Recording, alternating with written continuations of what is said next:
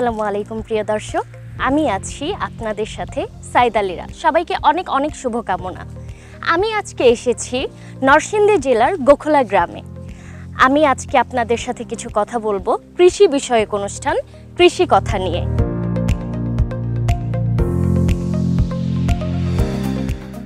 মাটি, শহর কিংবা গ্রামে যেখানেই হোক, মাটি হচ্ছে খাঁটি, আমাদের ফসলের খাদ্যের আঁতুড়ঘর।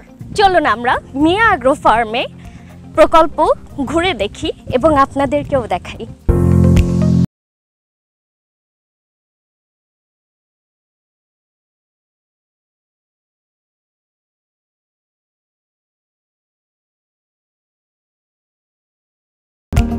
কথাই বলে বাংলাদেশের মাটিতে সোনা ফলে।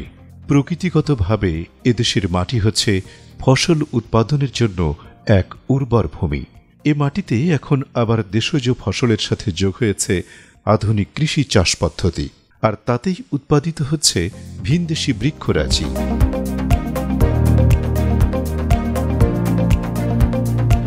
এদেশে এখন প্রচুর পরিমাণে ড্রাগন ফলের ভালো ফলন হচ্ছে। যদিও এর আদি নিবাস মধ্য ও দক্ষিণ আমেরিকা আর আমাদের দেশে আগত ভিয়েতনাম থেকে। জনাব মাহফুজুল হক ফুয়াদ মিয়া এগ্রো নামে নরসিংদীর গোখলা গ্রামে প্রচুর ড্রাগন ফলের চাষ করেছেন। ড্রাগন ফল সরাসরি খাওয়া ছাড়াও এই ফলে তৈরি হচ্ছে জ্যাম, জেলি ও ক্যান্ডি। ফলটিতে রয়েছে আয়রন, ভিটামিন সি ও অ্যান্টিঅক্সিডেন্ট সমৃদ্ধ পুষ্টিগুণ। এটি ডায়াবেটিক ও ক্যান্সার সহ বিভিন্ন রোগ নিরাময়েও উপকারী। দর্শক দেখুন, আমরা কলা বাগানে চলে এসেছি। কত সুন্দর সুন্দর কলা ধরেছে গাছে। আর নরসিংদী হচ্ছে কলার জন্য অনেক বিখ্যাত, আমি শুনেছি। উৎপাদনে কলা নয় শুধু গোখলা, বরং এই নরসিংদী হচ্ছে দেশ জুড়ে সাগর কলা উৎপাদনে খ্যাত। মিয়া এগ্রো ফার্মে প্রচুর কলা উৎপন্ন হয়, আর কলা গাছের ছাল বা বাকলে তৈরি হয় ঘর গৃহস্থালির শোপিস সহ অনেক গৃহ সামগ্রী। কলার পুষ্টিগুণ শেষ করবার নয়। কলা আমাদের প্রতিদিনের খাদ্য তালিকায় একটি বলদায়ক ফল, যা খাদ্য হজমে সহায়ক, ওজন হ্রাসকারী ও কিডনি ভালো রাখবার সাহায্যকারী। আবার কাঁচা কলা অনেকটাই অ্যান্টি ডায়াবেটিক, এছাড়া ত্বকের লাবণ্য বাড়ায়। আসসালামু আলাইকুম মিয়া ভাই, কেমন আছেন? আলহামদুলিল্লাহ ভালো। আপনার বাগান তো ঘুরে ঘুরে দেখলাম, অনেক সুন্দর, খুব ভালো লাগলো। আমি অতি সাধারণ গ্রামের এবং গরিবের সন্তান। আমি কোনো মিয়া ভাই নই। আমার দুই ছেলের নামের অধ্যক্ষর মিহিরান এবং আদিয়ান, তাদের নামের অধ্যক্ষর দিয়ে আমার মিয়া এগ্রো ফার্ম। আমি এখানে শুধু মৎস্য চাষ নই, মৎস্য, কৃষি এবং ফলজ উৎপাদনের সাথে জড়িত। এবং আমি সর্বদাই চেষ্টা করি মানুষের, প্রান্তিক মানুষের চাহিদা লক্ষ্য করে ফসল উৎপাদন করতে, যেমন ধান, পাট, গম, ভুট্টা, সবজি, ফল, ড্রাগন, লেবু, কলা, ভিয়েতনাম নারিকেল সহ বিভিন্ন চাষাবাদ করে থাকি। আমি চাই বাংলাদেশের প্রতিটি প্রান্তের প্রতি ইঞ্চি জমির সর্বোচ্চ ব্যবহার নিশ্চিত করার জন্য। যেমন বর্তমান বাংলাদেশের জননেত্রী প্রধানমন্ত্রী শেখ হাসিনার বাণী উদ্ধৃত করে বলতে পারি, উনি চায় এই করোনা কালে এবং এই বিশ্ব মহামারীর সময়ে আমাদের দেশের 1 ইঞ্চি জমিও যেন পতিত না থাকে। তারই লক্ষ্য করে আপনি আমার প্রকল্পে দেখতে পাবেন যে কোথাও 1 ইঞ্চি জমি আমি অপব্যবহার করি নাই, এবং এমন কোনো জায়গা নাই যেখানে আমি শস্য উৎপাদনের জন্য ব্যবহার করি নাই। আমরা কোথাও বসি অথবা আমরা হেঁটে হেঁটে আমরা দর্শকদেরকেও দেখাই। আমার মতো দেখা দেখি গ্রামের প্রতিটা মানুষ যেন, প্রতিটি অঞ্চলের মানুষ যেন অনুপ্রাণিত হয়ে তাদের জমির সর্বোচ্চ ব্যবহার করে এবং আমাদের খাদ্য নিরাপত্তা দিতে সহায়তা প্রদান করে।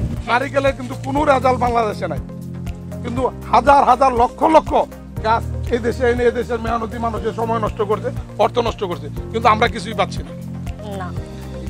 যেমন আপনি আমার এখানে দেখছেন ড্রাগন বাগান আছে, আমি বলবো ড্রাগন লাভজনক একটা ফসল এবং লাভজনক ফল, কারণ আমাদের দেশের আবহাওয়াতে 6 মাস ড্রাগন হয়ে গেছে।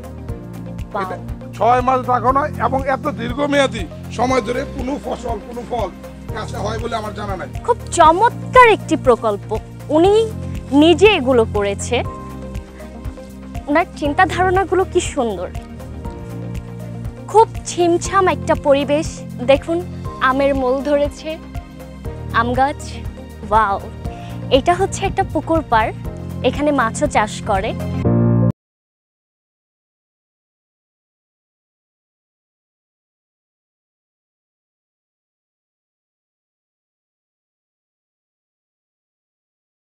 এই যে এত এত ফলজ বৃক্ষের সাথে থাকবে না মৎস্য, এমনটি কি হয়?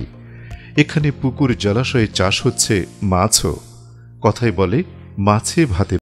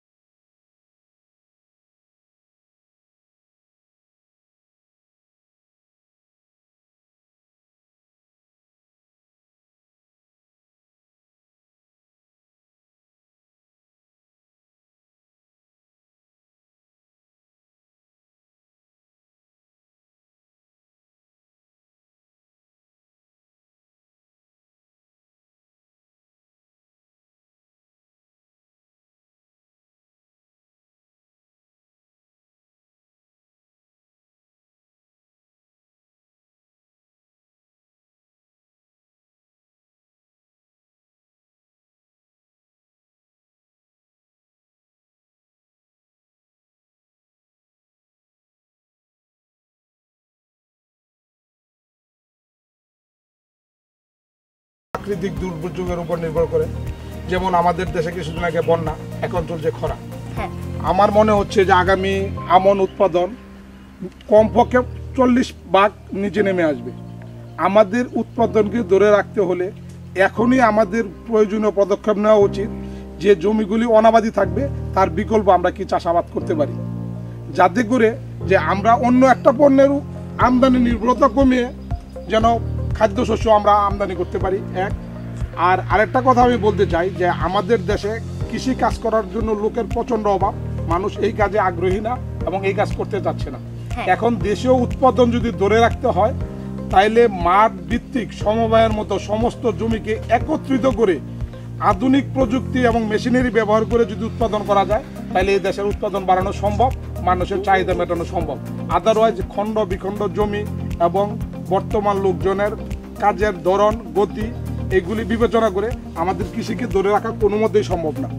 আমি চাবো যে আমাদের মাননীয় প্রধানমন্ত্রী শেখ হাসিনার কথার উপর ভিত্তি করে ওইভাবে কৃষির সাথে জড়িত বাংলাদেশের সকল অঙ্গ প্রতিষ্ঠান মন্ত্রণালয় আগে আসবেন এবং দেশজ উৎপাদন বৃদ্ধি করবেন এবং দেশের মানুষকে সুখ শান্তিতে রাখবেন।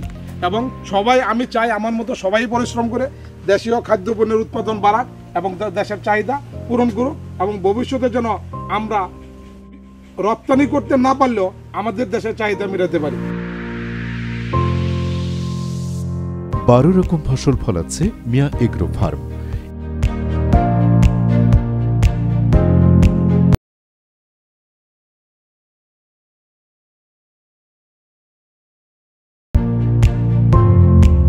প্রিয় দর্শক, দেখতেই পাচ্ছেন আমরা মরিচ বাগানে, এখানে অনেক মরিচ গাছ আছে এবং প্রত্যেকটা মরিচ গাছে পুরো গাছ ভর্তি মরিচ।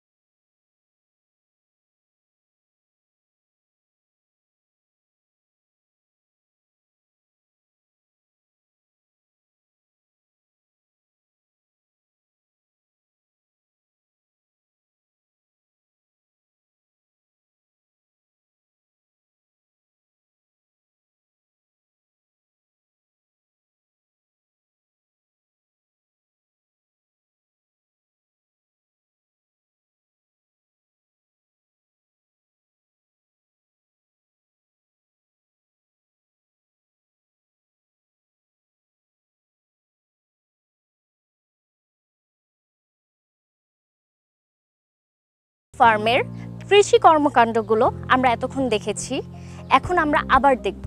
চলুন আমরা আবার ফিরে যাই কৃষি কথায়। আমরা জানতাম আতা গাছ, কিন্তু বর্তমান কৃষি অফিস বলে এটা শরীফা গাছ।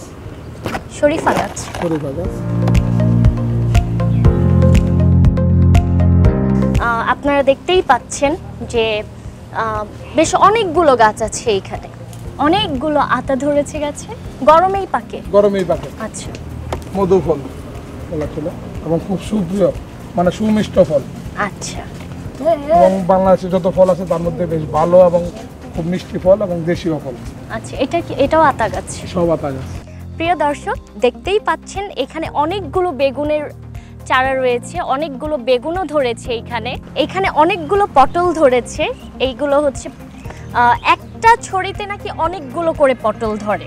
তারপরে আছে এখানে পুঁই শাক, দেখতে পাচ্ছেন এখানে লতি আছে। দর্শক দেখতে পাচ্ছেন এগুলো হচ্ছে বটবটি গাছ। আমরা দেখতে পাচ্ছি ওইখানে তারা কিছু কাজ করছে। কি কি চারা লাগানো হয় এখানে? আমি আপনাকে বলতে চাই যে আমি বিগত 5 বছরের মধ্যে বাজার থেকে কোনো সবজি কিনে নাই, ইভেন কোনো কাঁচামরিচও কিনে নেই। আমি এখানে এই যে এখন দেখেন সবজি চাষের জন্য রেডি করেছি। হ্যাঁ, এটাতে হবে ভেন্ডি, লাল শাক, পালং শাক, আচ্ছা, ফুলকপি, ব্রোকলি, বাঁধাকপি, আচ্ছা, তারপর ওলকপি, পেঁয়াজ শাক। আচ্ছা, এখানে তাহলে সবকিছু এতটুকু জায়গার মধ্যে লাগানো হয়। এগুলো কি ধুন্দল? হ্যাঁ, ধন্যবাদ। আচ্ছা, ধুন্দল গাছে অনেক ধুন্দল ধরেছে। এখানে যত সবজি আছে এগুলো তো বিক্রিও করা হয়। আমি আমার চাহিদা পূরণ হলে আমি বিক্রি করে দিই বা আত্মীয় স্বজন বন্ধু বান্ধবদেরকে দিয়ে দিই। যখন আমি টিভিতে দেখতাম আর কি, যেরকম তারা কাজ করছে, তারপরে ধান লাগাচ্ছে, তা আমার খুব ইচ্ছে করতো যে আমিও কোনো একটা সময় যাব, দেখব, বা আমিও এগুলো কাজ করব। একটা বাগানে প্রত্যেকটা জিনিস আছে, কোনো কিছুর কমতি নেই। এ সকল কিছুর সাথে ধান, শাকসবজি চাষ হচ্ছে। সেই সাথে যোগ হয়েছে আধুনিক কৃষি যন্ত্রপাতির উন্নত চাষ পদ্ধতি। স্বল্প জায়গায় অধিক উৎপাদনের ফলপ্রসূ চাষ ব্যবস্থা, যা নিজস্ব চাহিদা মিটিয়ে স্থানীয় বাজারে বাজারজাত করা হচ্ছে। উপকৃত হচ্ছে মালিক, শ্রমিক, প্রতিবেশী, পরিজনরা। সর্বোপরি প্রতি ইঞ্চি জায়গা খাদ্য ফলানোই ব্যবহার মিয়া এগ্রো এর অঙ্গীকার। আমাদের পূর্বপুরুষেরা ফলাতেন এই খাদ্য, এখন ফলাচ্ছেন আমাদের পরবর্তী প্রজন্ম। প্রজন্মের পর প্রজন্ম আমাদের এই খাদ্য ফলিয়ে যাচ্ছেন এই মাটিতেই। তাদের উন্নত এই চাষ পদ্ধতি এবং উন্নত এই জীবন একান্তই আমাদের চাওয়া। আর সেখান থেকেই আজকে আমাদের এই আয়োজন কৃষি কথা। এই মাটিতেই আমাদের সৃষ্টি, এই মাটিতেই আমাদের শুরু, আবার এই মাটিতেই আমাদের শেষ। এই মাটি, মানুষ, এই প্রকৃতি যিনি সৃষ্টি করেছেন তার প্রতি পরম আনুগত্য জানিয়ে শেষ করছি আজকের কৃষি কথা। আমি সাইদা লীরা। ভালো থাকবেন, সুস্থ থাকবেন, মাটি, মানুষ ও প্রকৃতির প্রতি যত্নশীল হন। আল্লাহ হাফেজ।